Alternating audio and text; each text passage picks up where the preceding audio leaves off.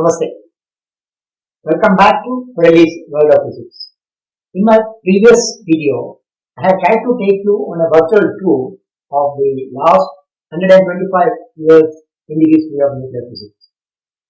In this video, I would like to discuss some details about the general experimental techniques in nuclear physics.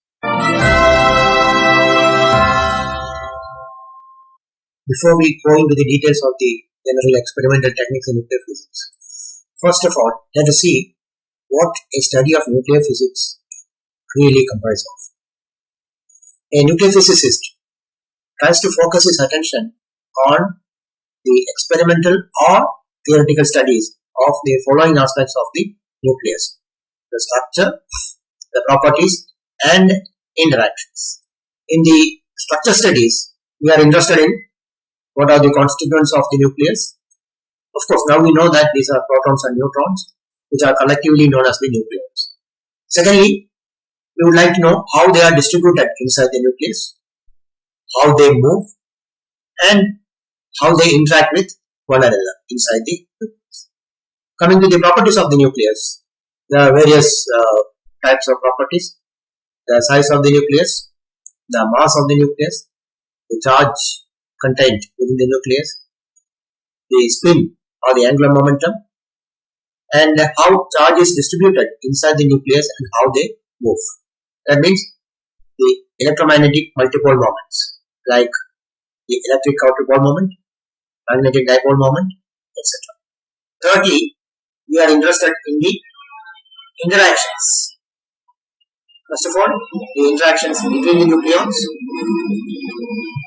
which results in the process called radioactivity, and outside the nucleus, what are the forces acting between nuclei and how they interact with one another.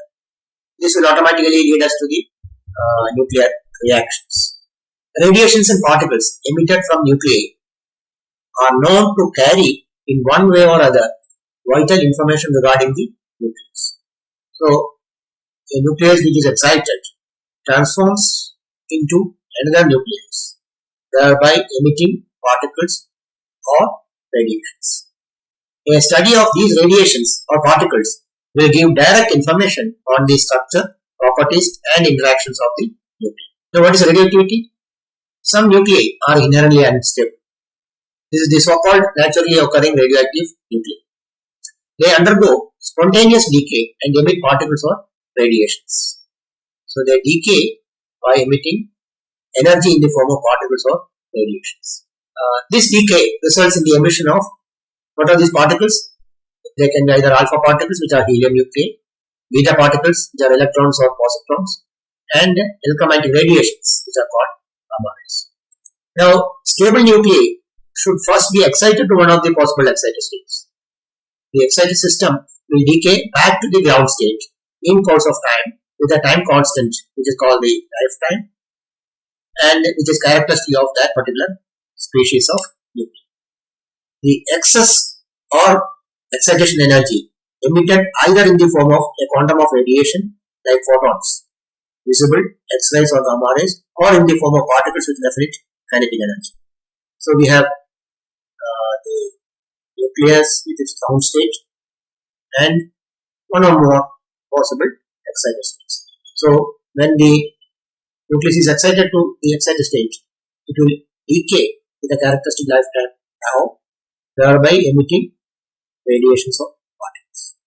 Now, if the excitation energy is above what is known as the particle emission threshold, which is about 8 MeV, a particle will be emitted which carries off the excess energy. If the excitation energy is less than the threshold energy, a gamma ray photon will be emitted instead of the particle. The energy of the gamma ray will be equal to the excitation energy. These particles or radiations are not, of course, visible to the human eyes. So we need special types of detectors to detect. Now, here I have shown the general experimental layout for any type of nuclear physics experiment. So these are the essential parts of that setup. We have a source of incident particle or radiation. So these particles or radiations fall on what is known as a target. Then some type of interaction takes place in the target between the incident particle or radiation and the nuclei within the target, and some type of radiations or particles will be emitted from the target nuclei, and this will be detected by the respective nuclear radiation detector. And of course, there will be associated electronics for processing the pulses from the detector. In general, there are two distinct geometries in which the experimental setup can be made. First is the transmission or attenuation geometry, and the other is the scattering or reaction geometry. In the transmission or attenuation setup, we have the source of particles or radiations. So these will be incident on our target or absorber. And then what happens is that if it is a particle, then provided the target is thin enough, the particle will be transmitted through that, but with a reduction in the energy. On the other hand, if these are the incident particles are gamma rays or neutrons, then normally a part of the beam will be transmitted through the absorber, and then of course the particles coming out of the target or absorber will be detected by our detector. So this is known as the transmission or attenuation setup. Charged particles undergo several collisions before emerging out, losing energy at each interaction. So the energy of the transmitted particle is of course less than the incident energy. However, the number of particles will be essentially unchanged in the transmission. So in zero number of particles are incident on the target or absorber, and the same number of particles will be transmitted through the absorber. For gamma rays or neutrons, of course we call that the attenuation setup, because the flux of the incident gamma rays or neutrons will be reduced. The incident photons or neutrons that do not interact in the target or absorber will just pass through without any energy change. And of course, the number of particles coming out of the absorber is governed by this particular equation. N is equal to m0 raised to minus mu x, where m0 is the incident number of particles, n is the transmitted number, of course, x is the thickness, and mu is known as the attenuation coefficient. In the second type of experimental setup, namely the scattering or reaction geometry, we don't focus our attention on the beam in the same direction as the incident particle, but we are off the direct beam through an angle theta. So we place our detector at an angle theta with respect to the incident beam. So here what happens is the incident particle interacts with the nuclei of the target, and the resulting outgoing particles or scattered particles will be detected by the detector. The outgoing particles will be detected in the detector, which produce corresponding electrical pulses. Now these electrical pulses from the detector are amplified, shaped and processed, and finally they are counted according to their amplitudes, which normally will be proportional to the incident energy. So the amplitude of the outgoing signal from the detector is given by some factor k multiplied by the incident energy. So the amplitude is proportional to the incident energy. Therefore, each incident radiation or particle gives an output pulse. Well, this is not a very general statement. There are circumstances where this may not happen, but for the moment let us ignore that. So therefore, the number of pulses will be equal to the number of incident particles or radiations, and the amplitude is the energy. So these are the main information which we get from the detector. Of course, the type of interaction and the type of outgoing particles can be various. So there can be electromagnetic radiations like X-rays or gamma rays. There can be secondary electrons due to the interaction of the incident particle from the nuclei inside the target. Then these particles can be backscattered, neutrons can be emitted, other reaction products will be emitted in all directions. Then the atoms can recoil, and some of the incident particles they just pass through without any interaction. So these are the transmitted particles. Now essentially in any nuclear physics experiment, in either of the two setups that we have discussed so far, we are really interested in the type, the number and the energy of the outgoing particles at a certain angle to the incident. So this is the experimental entity which we extract from our experiment. So, at certain times, we are also interested in the relative time at which the particle or radiation is detected in our detector. The number of outgoing particles detected at an angle theta is given by this particular expression. N is equal to I into nt into d sigma, it is a function of theta, over d omega into omega d theta t. Now here I is the incident flux, nt is the total number of atoms per nuclei of the element in the target, omega d is the solid angle subtended by the detector at the target center, and this quantity within the brackets d sigma by d omega is known as the differential cross section per unit solid angle at the particular angle theta. Now the factor eta is known as the efficiency. So this is the fraction of the number of incident particles or radiations which actually get detected. This is what I was mentioning slightly earlier, that all the incident particles on the detector need not produce an output pulse. Sometimes maybe only a fraction of the incident number of particles may get actually detected and produce an output signal. So this particular ratio is known as the efficiency. So this will, of course, depends on the interaction cross section within the detector and of course the dimensions of the detector. The quantity T is known as the transmission factor, and this is a factor which accounts for any absorption of the emitted radiations within the target, inside the detector cover, etc. etc. Once again, coming back to this particular equation, in any particular experiment, all factors except d sigma by d omega will be either known or can be calculated. Therefore, we can extract the value of this particular cross section from the measured number of outgoing particles or radiations. So it is this particular quantity, the cross section, which can then be compared with the theoretical values which are obtained by calculations using some particular model of the interaction process.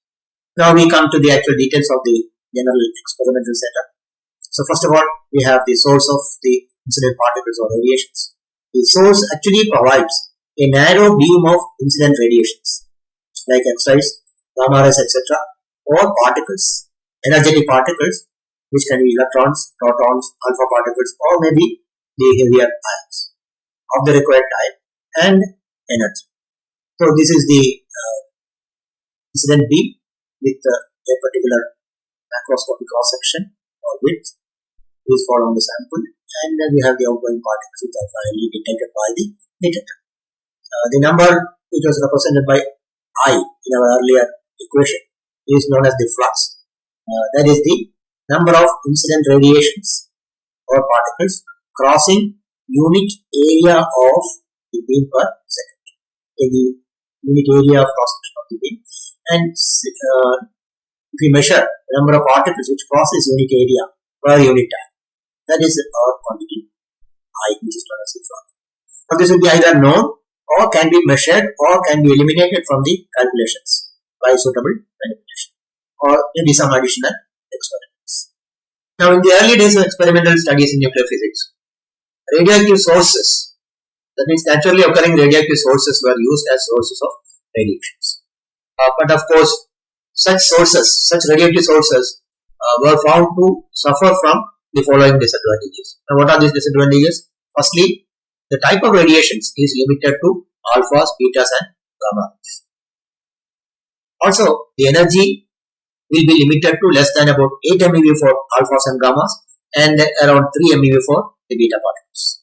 Thirdly, only discrete energies are available for these particles. Their energies cannot be continuously varied. In fact, many experiments would require that we bombard particles or radiations whose energy can be continuously varied. So for each energy, we do the experiment and then repeat for different energies.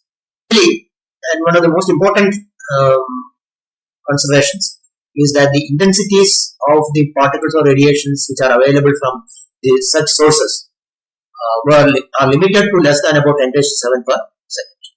We do a rigorous calculation we can find out that for reasonable rate of events in a particular experiment, we often require intensities of the order of 10 raised to 11 to 10 raised to 12 per second or more.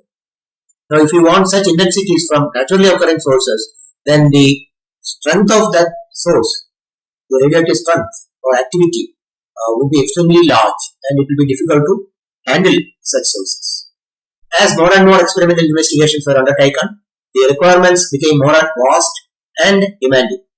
Ideally, we would require a source which can provide any energetic particle like electrons, neutrons, protons, alphas, or one of the heavier ions up to uranium, with any required variable energy and any desired intensity, going up to 10 raised to 12 or 13 per second.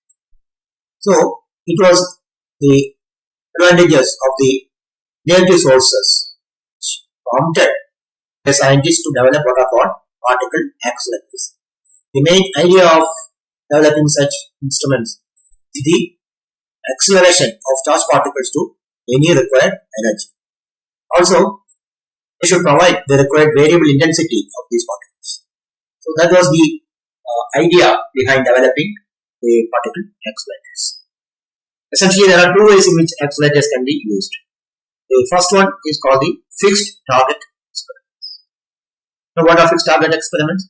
A narrow beam of accelerated particles is directed against a fixed target composed of a large number of nuclei.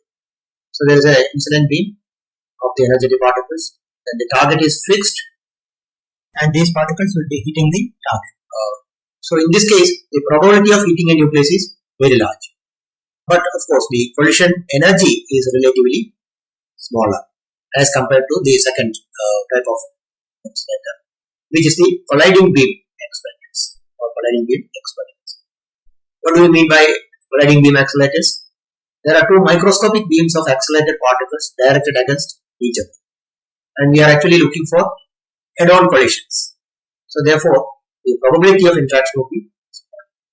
So therefore, the flux in each beam should be much higher than that in fixed target experiments. But collision energy will be much larger, which can be seen easily by working out the kinematics. Now, what is the basic method of accelerating these charged particles? Of course, the particles being charged particles, the simplest method would be by subjecting the charged particles to an electric field. So there will be a force from these particles, which is 1 by F is equal to the charge times the electric field intensity. So in such accelerators, we start with positively charged particles at a point where there is a high voltage, and we let them fall to the ground potential. So the electric field will accelerate these particles in the fall to the ground potential. And we know that the energy acquired in such cases will be the charge times the potential. So E is equal to Q times E. So this is the simplest particle accelerator. We have a high voltage terminal where we generate the particle with a given charge Q, positive charge Q. So therefore they will be accelerated towards the ground potential, and in that process acquire the energy given by this particular equation. Now, a magnetic field really does not produce any acceleration, because from the fundamental equation for the Lorentz force, F is equal to QV times V cross B. F is equal to QV cross B. This is known as the Lorentz force, and this is a vector equation. So therefore, the force will be normal to the direction of V as well as the magnetic field, as shown here. So therefore, there will be only a bending of the beam, no acceleration. And this can be used for focusing of the charged particle beams. Now, depending on the type of electric field used in the accelerator, there are different categories of accelerators. The first one is the electrostatic accelerator, to which belong the Cockcroft-Walton accelerator, Van de Graaff accelerator, tandem accelerator, or otherwise known as the electron. The second is the radio frequency accelerator. So here, in the first one, we have an electrostatic field accelerating the particles, whereas here we have an alternating radio frequency electric field. So the accelerators coming under this category are the linear accelerator, where the trajectory of the particles will be in a straight line. if we bend the trajectory of these particles into circles, then we end up with the cyclic accelerator. The two well-known examples are cyclotron and synchrotron. Now, coming to the second main component of the general experimental setup, we have the sample or the target. The sample or target is usually in the form of a thin circular disc, preferably of uniform thickness. It contains a large collection of nuclei that are being studied. Within a small volume, it is compatible with the area of cross-section of the incident beam. So the idea is to expose a very large number of nuclei to the incident beam, so that the interaction cross-section will be reasonably large. Now the target preparation is a technique which is very important, because there are several considerations in preparing the target. So in all accelerator installations, there will be a separate section dedicated to the preparation of the targets. The idea here is to provide a very large number of nuclei of the type being investigated. So as I mentioned before, the probability of interaction will be larger. Of course, the simplest case would be a material for which a thin self-supporting target can be made. That means we can make it thin enough, but at the same time it will be self-supporting. But very often a self-supporting target may not be feasible, because that depends on the properties of that particular material. In such cases, the target is made as a deposit of the required material onto what is known as a suitable backing material. Of course, the backing material should be thin and should be made of a material such that it will not produce much background radiations which would interfere with those emitted by the nuclei of interest. So that is very important, because otherwise it will be difficult to distinguish the particles which come out from our material from the particles or radiations which come from the background, the backing. Now finally, the third component of the experimental setup, namely the detector. There are several requirements of a detector. First of all, the incident particle or radiation interacts with the material of the detector and produce charged ion pairs which are collected by suitable electrodes to form an output signal. So here we have the detector. There is an active medium, a suitable medium. The particle is incident on this detector medium. It will go through the medium and interact with the nuclei or atoms in the detector medium. So these produce charged ion pairs which are collected by suitable electrodes. There is a anode and a cathode. Two suitable potentials will be applied, and the collection of these charged ion pairs by the respective electrodes would result in an electrical signal at the output. So if you get a signal like this, that means an incident particle has been going through the detector medium and produce ion pairs which have been collected by the respective electrodes. So therefore, that means each output pulse indicates detection of an incident radiation. The second requirement is that the output pulse amplitude is proportional to the energy deposited inside the detector volume. This I already mentioned. The output pulse amplitude is equal to K times T. Where K is a constant and E is the energy which is deposited within the detector volume. This is not strictly applicable to all types of detectors, but in most cases it will be like this. Now if we plot the number of counts versus the amplitude of the output pulses, we get what is known as a pulse height spectrum, something like this. So we have the number of counts versus amplitude really, but then amplitude is proportional to the energy. So this is basically a plot of the counts versus the energy. Now the main feature is a characteristic Gaussian peak like this. So this corresponds to the energy of the incident particle. Of course, it is not a sharp line, but it is a peak with a finite width. The width gamma is referred to as the resolution.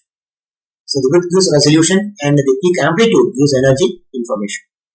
So in this case, for example, this particular spectrum is produced by a particle or maybe radiation whose energy is something like 5.4 MeV. Thirdly, the time of occurrence of the pulse bears a temporal relation to the origin of the radiation.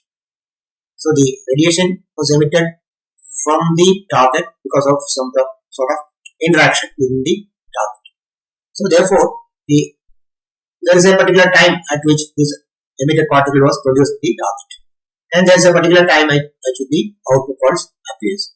So the time of occurrence of the pulse and the output of the detector bears a particular relation to the time at which the particle which was detected in the detector was produced in the target.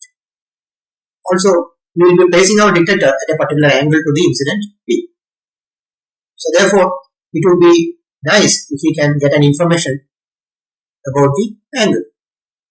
So that will give us what is known as angular distribution. The number of particles emitted at a particular angle as a function of the angle of emission. So n theta as a function of theta.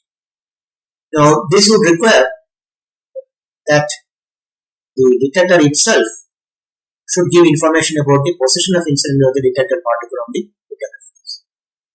So depending on where exactly the detected particle fell on the surface of the detector, we should get a different amplitude, for example. So therefore, we can get number of particles detected at a particular distance from the center of the detector, n of x. So that way, we can know the position where exactly the particle was incident on the detector face. The type of the detector will depend on the type of particle or radiation to be detected. For example, if we are detecting X-rays, we have CD detector, for which essentially the efficiency would be 1 for low energies. This is very high resolution. For gamma rays, we have the simulation detector, sodium iodide, similar material. Here, of course, the efficiency will be less than 1. The resolution is reasonably good in many cases.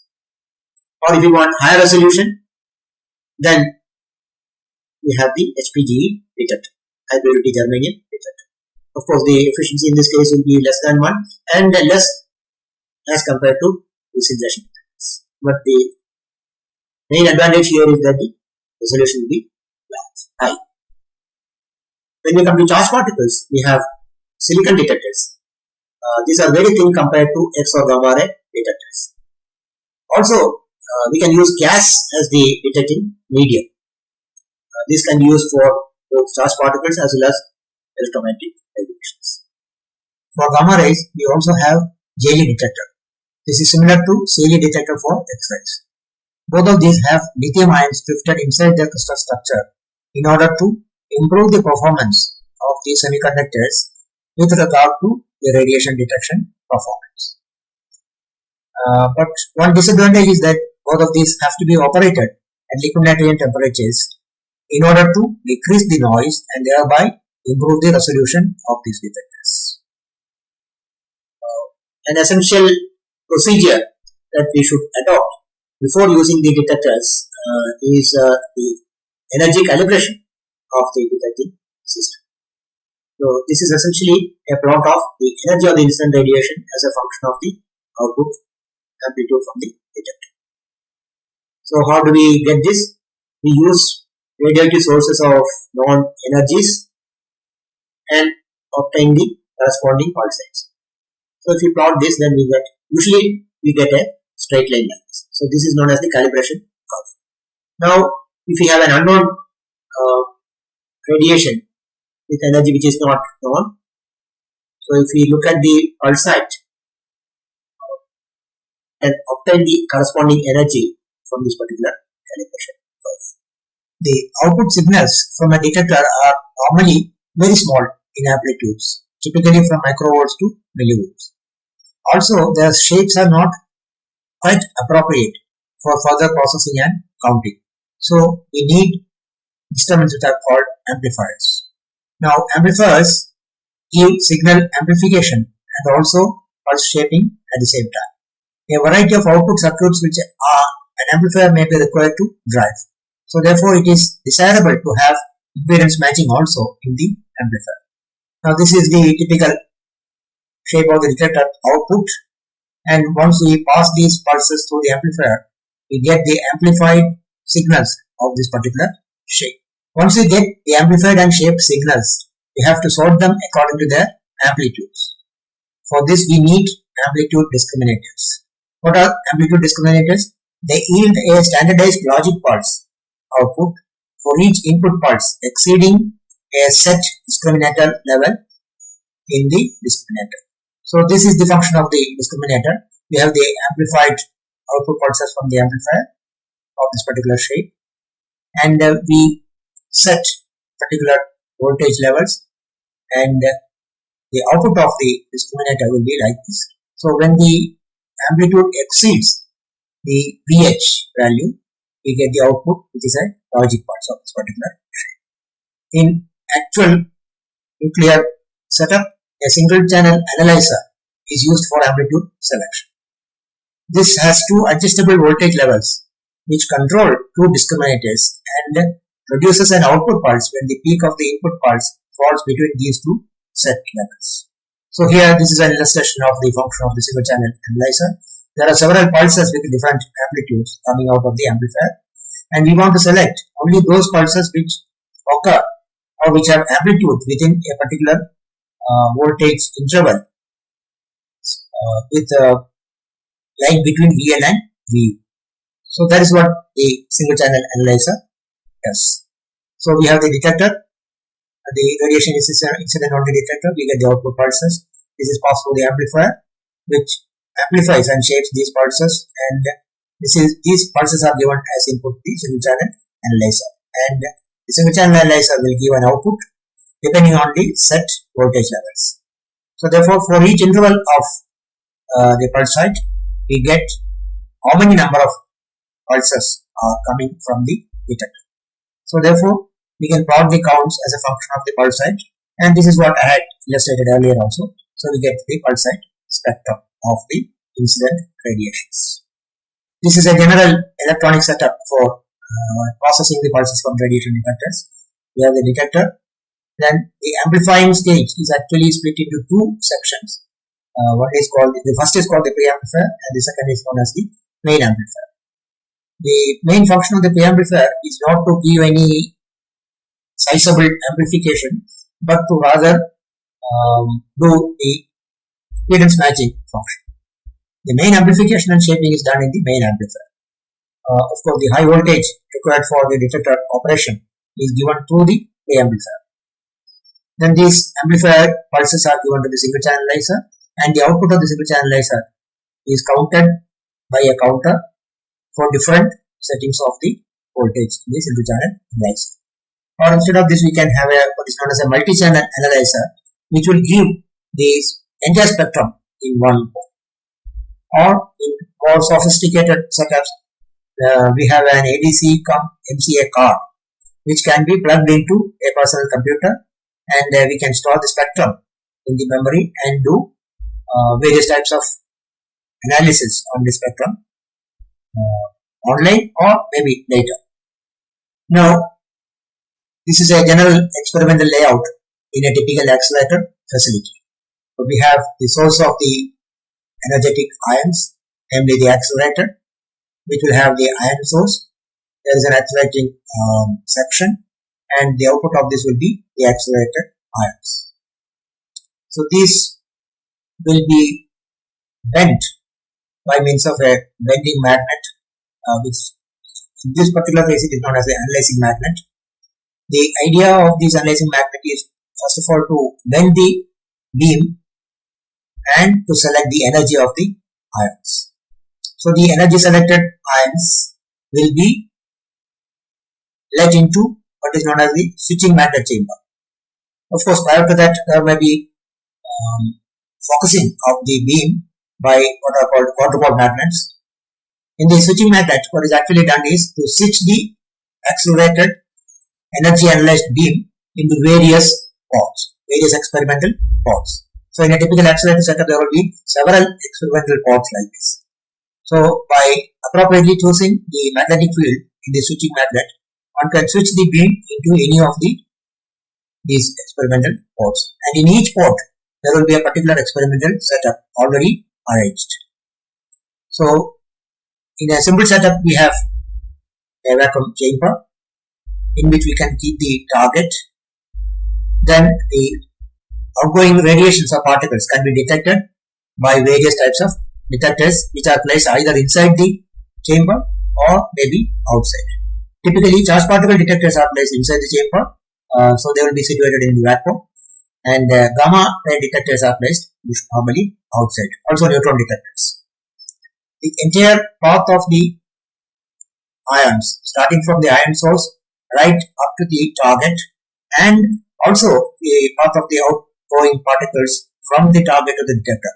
All these will be under I vacuum. The main purpose of the vacuum is to avoid scattering of the accelerated ions, which may really bend the beam away from the required directions, and also at the same time the energy of this beam may also be reduced. Now, if you want more in-depth discussions on the various experimental techniques in nuclear physics, I would like to suggest the following books by the Experimental Techniques in Modern Physics, published by Pragati Prakashan, Nuclear Radiation Detection, Measurements and Analysis, A Practical Approach to Nuclear Physics, both published by Narosa Publications.